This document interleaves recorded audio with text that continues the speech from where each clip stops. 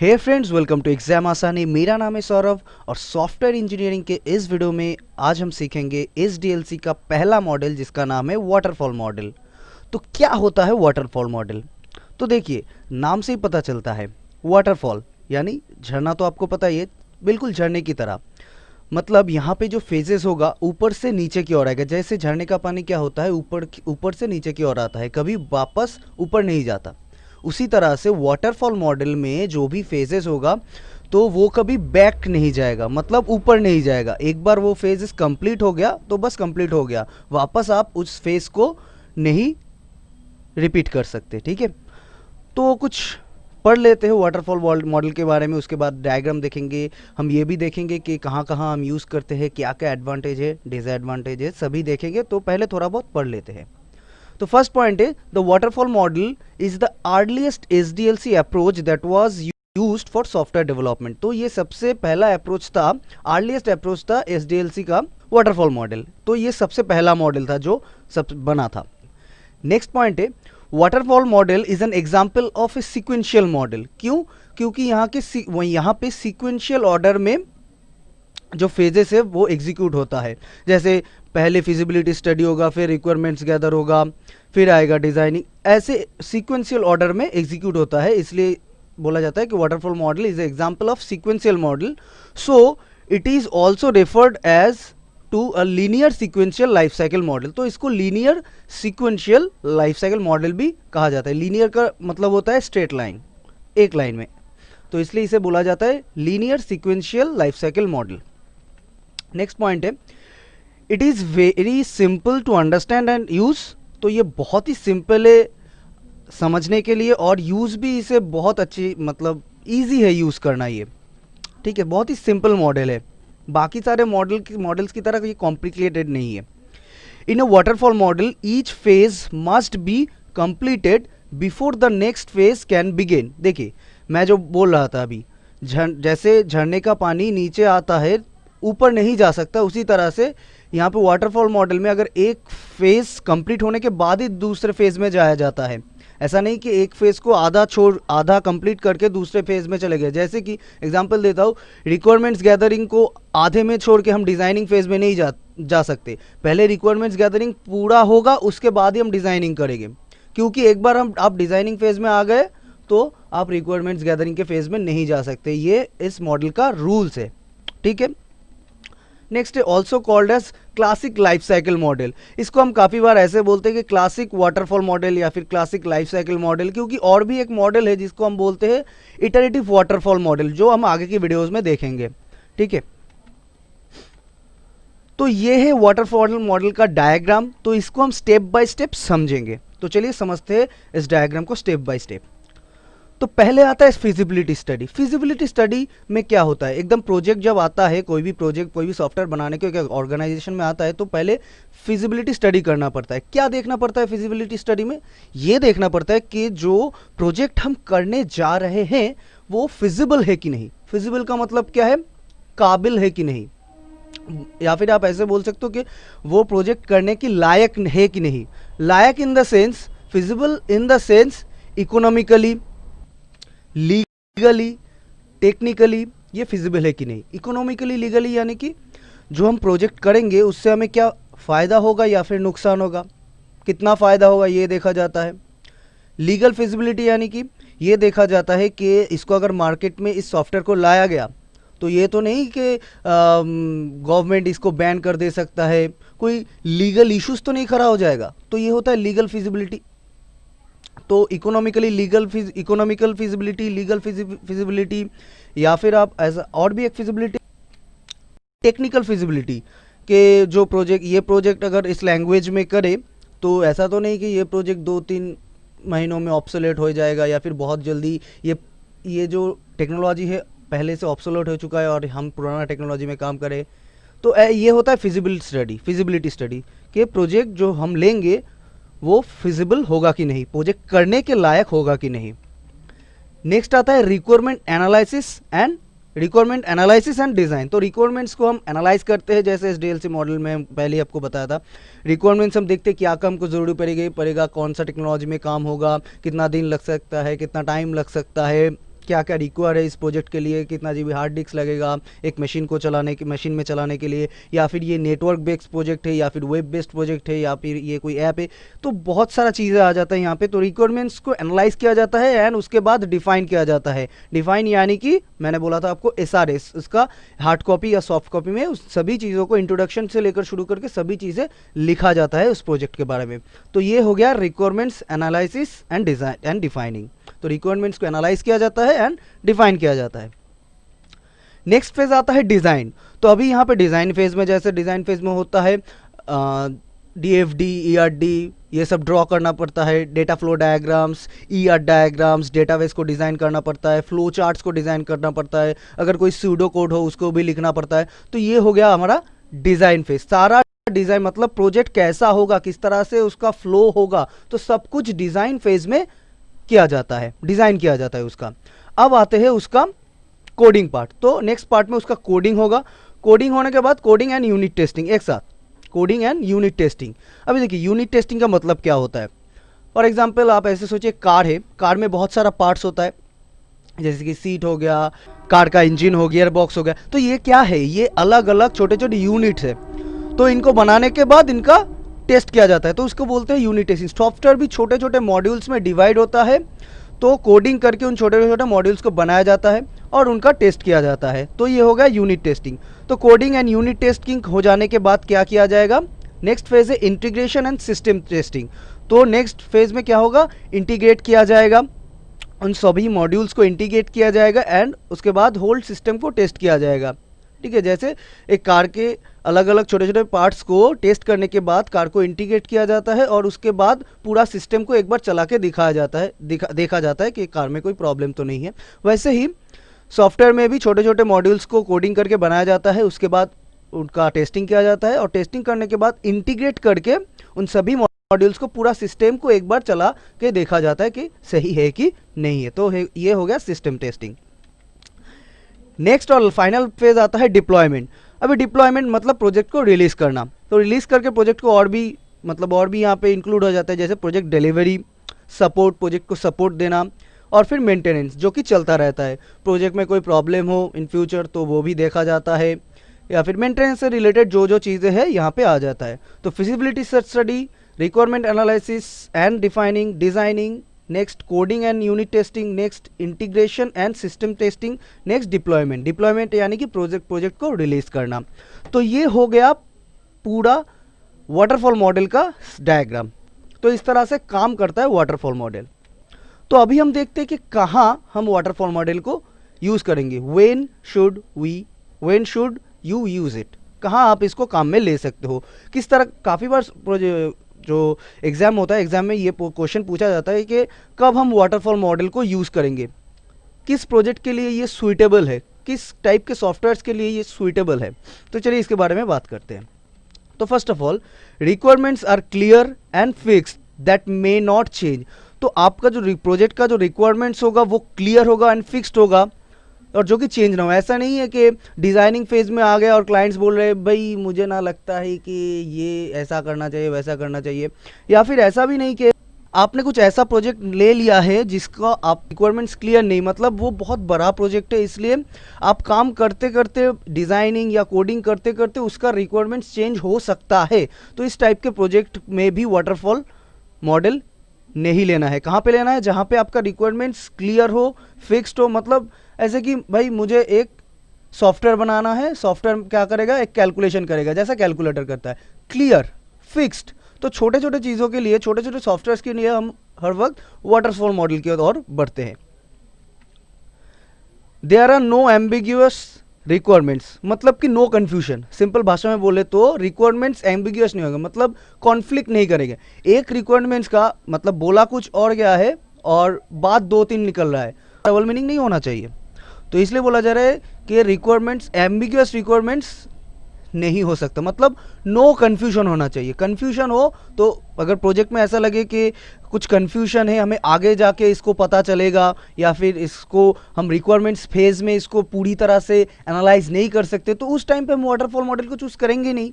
हम तो हाँ वहाँ पे चूज़ करेंगे जहाँ पे हमारा गोल पूरा क्लियर हो, फोकस्ड हो, तो वहाँ पे हम वाटरफॉल मॉडल का यूज़ कर सकते हैं। ठीक है, जहाँ पे हमको पूरा पता है, हमारा गोल पूरा क्लियर है और हम सिस्टम को अच्छी तरीके से समझ चुके हैं, तब हम वाटरफॉल मॉडल को यूज़ कर सकते हैं। नेक्स्ट पॉइंट है, it is good to use this model when the technology is well understood. तो जो जिस भी टेक्नोलॉजी में आप काम करोगे वो उसके बारे में अगर आपको अच्छे से पता हो या फिर ऐसा प्रोजेक्ट आप पहले बना चुके हो, तो उस प्रोजेक्ट के लिए आप वाटरफॉल मॉडल यूज़ कर सकते हो। ठीक है, नेक्स्ट पॉइंट है, the project is short and cost is low. देखिए, प्रोजेक्ट शॉर्ट होना चाहिए, ऐसा कि 2-3 महीने में ये प्रोजेक्ट खत्म हो जाएगा, या फिर और भी छोटा हो।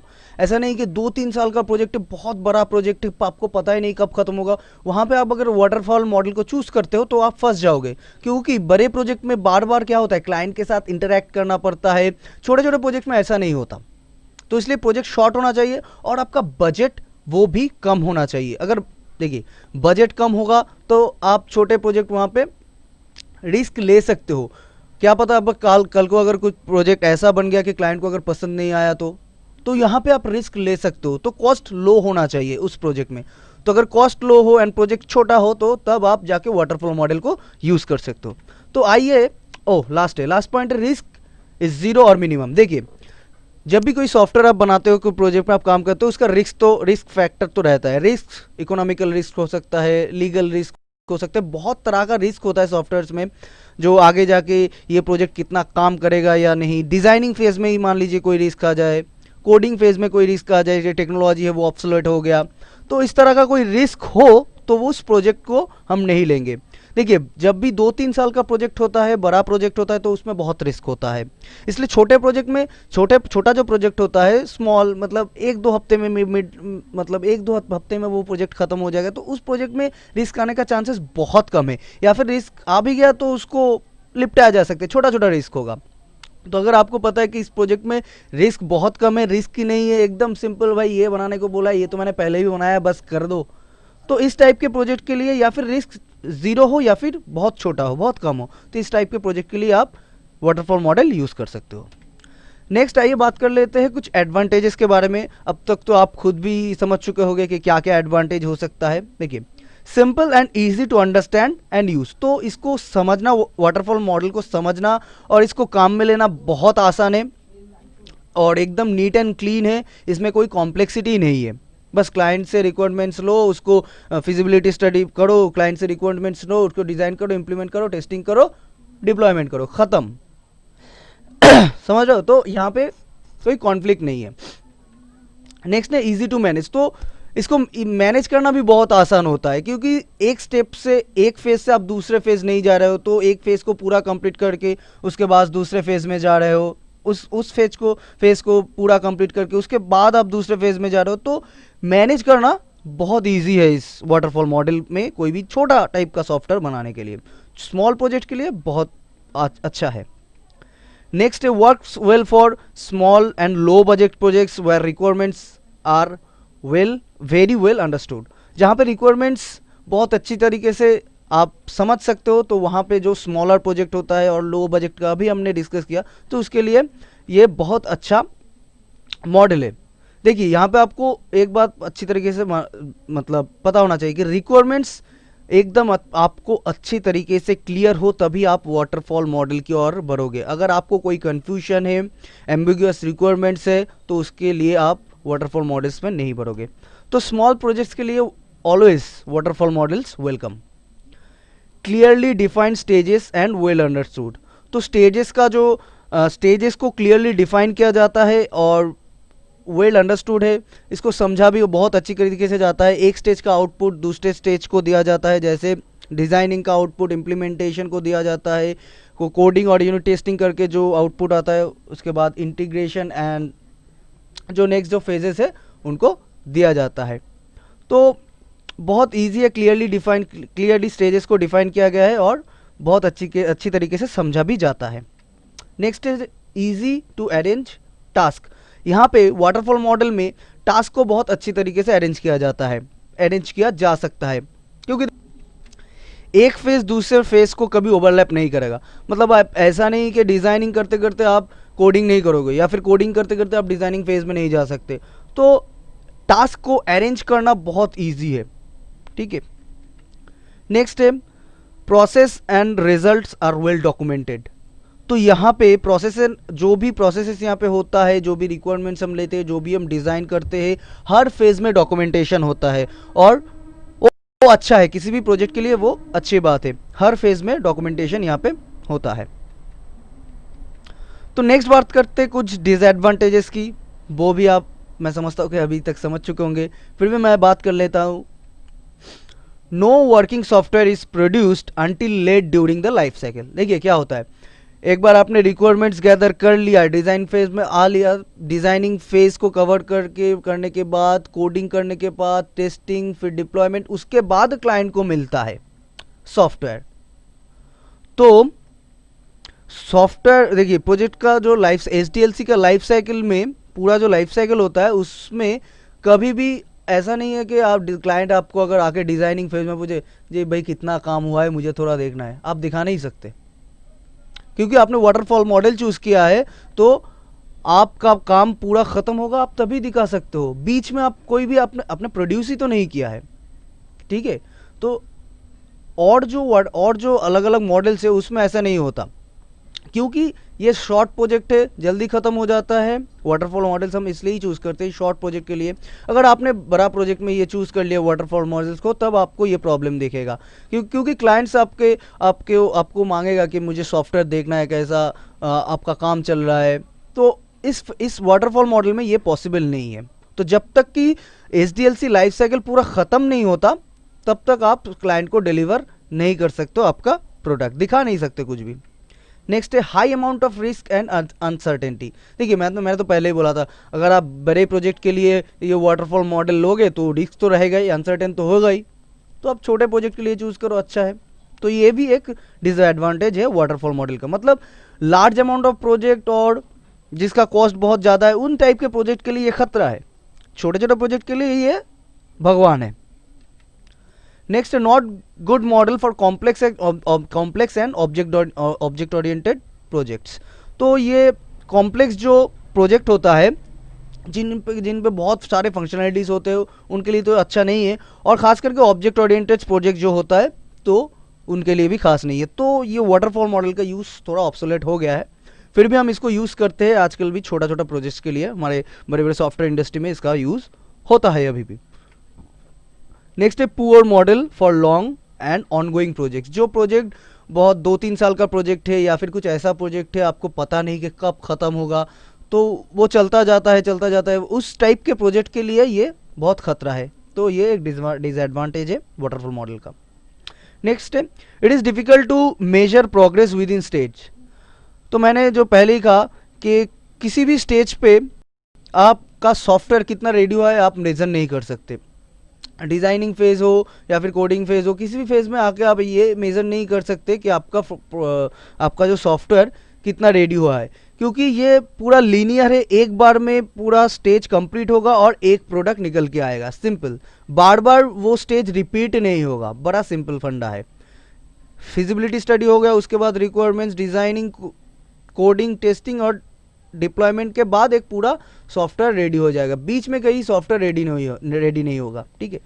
तो यहाँ पे डिफ़िकल्ट होता है, it is difficult to measure progress within stage. तो फेजेस के अंदर हम प्रोग्रेस मेजर नहीं कर सकते। नेक्स्ट है, can not accommodate changing requirements. एक बार आपने रिक्वायरमेंट्स गैदर कर लिया, डिज़ाइन कर लिया, अब आप रिक्वायरमेंट्स को चेंज नहीं कर सकते।